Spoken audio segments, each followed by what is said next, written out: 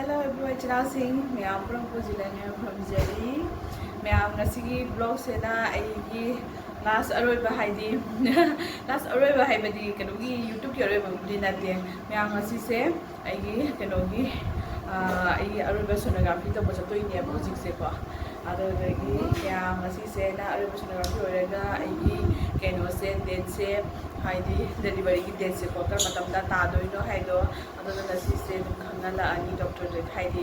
sonography तब लोरगा report पुरगको ma'am से memory होना है वीडियो मचा से सेमपनी है नुसीब इचा नुपानी है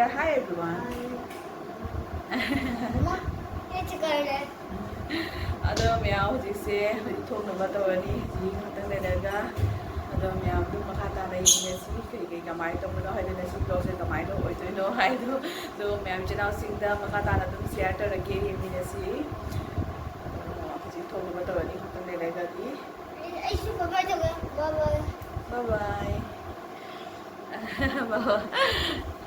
बाय हेलो मैम मैम अब हजिसे थोले चली हजिसे गाड़ी दनी लंबे चली हाँ चली मैम कमाय तबनो है मचा ममा ड्रेस मैचिंग होरमी खरा खरा पापा खितंग वाला पापा ब्लू जीन्स मानरे नंदी ममा पापा मानरमे तो मैम मत शेयर तौरगे हजिसे चली हल्के मैम रिडक्शन होरे चैत्र सेल की रिडक्शन तब होगले ममांग से फम होगले हूँ खितंग गलीबनीना पोचे पुथोप वाटरीबको गोल्डी मॉल की ममांग से तब होगले खरा खरा मैम बायोमेट जौरे सिगा लेरे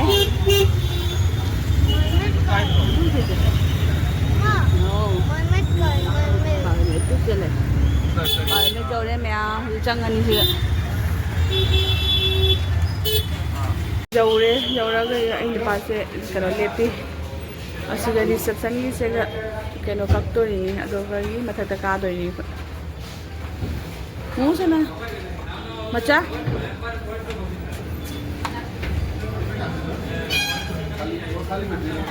फोटोग्राफी ने कुछ वीडियो नहीं ममा ब्लड टेस्ट तब मथक गाड़ी तुम्हारा मैं खुद से ब्लड टेस्ट तौरपी फजन ई लौथोखरे लोरे ब्लड टेस्ट तब लोरे हजिक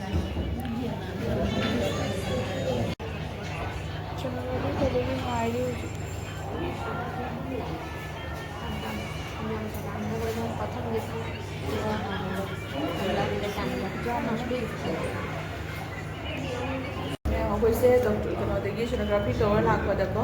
हजिसे नशा पुंग 11 लापद हजी पुंग मखा 2 तादोरेको चाक लाम मनाक रेस्टोरेंट चंगे अखोसे चानबगी चानबगी थाली से लौरे थाली से लेरेको चाकी थाली से इलिसा थोंबगा चिकन थोंबगा लौरे से चारनी हजिसे हेलो मैम मैम अखोसे जुम जौरे फी पुरम होंदोंनो लोरे वाबना सिरे चाकुदी अखोय आदगी चारे मत तो ममा मखोंगने कनो चाकुदी अखोय आदगी चारे को रेस्टोरेंट देगी या तौरगा अदो वाबना लोरे अखोगी रिपोर्ट से गायगदबसे पुंग 3 मखाय कनोगी दुगा पीनी है हाबदो गायबा ngमक्तरे वामनिना अखोय ताबितम से होय चांगंगी ताइकुंदो थिनबा चप्पा मतमदा अदो दुम लोबो चलुरानी है बा तनी मैम अति मखा ताना कुम येमीनसी हजिक ngaतंगी रेस्ट तौरगे होय ngale कुम थेंगनसी हजिक से नुंदांग ओइरे गतोगे कनी पाम सा सुन साइगत चाइबना मई हजिक से चाकुम द चंगे नि किचन दा गतोनो बरी नुंदांग की थोंगो हुंगे खिची ओइन गसलगे लगा खिची से कितन थोंजला चसलगे मपासु नसी हाइदी कोक्ची रे कदो ने साइती केनो तोबो को हजिक हिटना ले अदो माउंड हायरो लांगी मा थोंबी जहा तोबो पुनम से मा तोबी हायरो माउंड इतमिना दुम थोंगे ꯑꯗꯣ ꯃꯌꯥꯝ ꯌꯦꯡꯃꯤꯟꯅꯁꯤ ꯁꯤꯝꯄꯜ ꯑꯣꯏꯅ ꯑꯗꯨꯝ ꯍꯧꯖꯜꯂꯒꯦ ꯚꯦꯖꯤꯇꯦꯕꯜ ꯑꯇꯩꯁꯨ ꯂꯩꯔꯝꯗ꯭ꯔꯦꯀꯣ ꯁ꯭ꯀ꯭ꯋꯥꯁꯀ ꯒꯥꯖꯔ ꯈꯛꯇ ꯂꯩꯔꯝꯃꯦ ꯑꯁꯤ ꯑꯗꯨꯝ ꯍꯥꯞꯄ ꯇꯧꯔꯅꯤ ꯃꯣꯔꯣꯛꯇꯤ ꯑꯗꯨꯝ ꯈꯪꯅ ꯊꯥꯛꯑꯒꯦ ꯑꯉꯥꯡꯁꯨ ꯑꯗꯨꯝ ꯆꯥꯗꯣꯏꯅꯤꯅꯅꯦ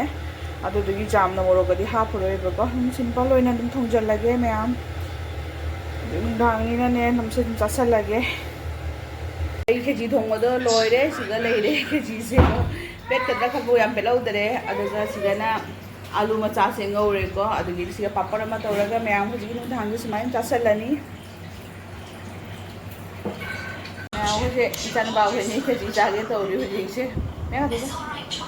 औले इंडिया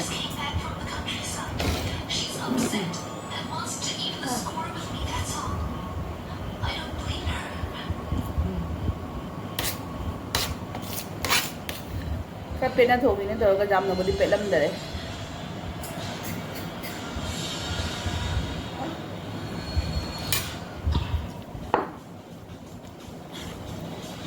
देखो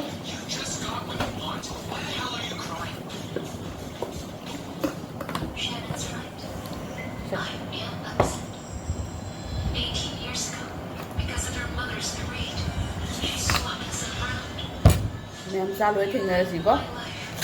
चालिए चालो थेंगनसी मैम चालो रे हजिसे हजिमु तुममदागी हिदाक मैम से चाबई लोइखम नाइदे हाइसिनी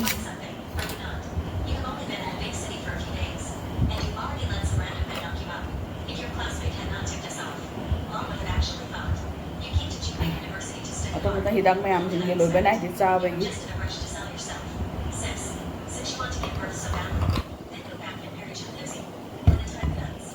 बनी मैम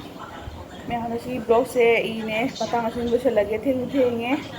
वासु वारे नसी जामना वारे को अदो मैं ई वीडियो से मता ई ब्लॉग से मतांग सिन लोसलगे अदो मैं अनुसीदना एगी चैनल से वो लाइक सब्सक्राइब शेयर तबियु कमेंट से दम हाइबेमो नुंगाई नुंगाई ते हाइना मैं से हाइ थमजरगे बाय बाय गुड नाइट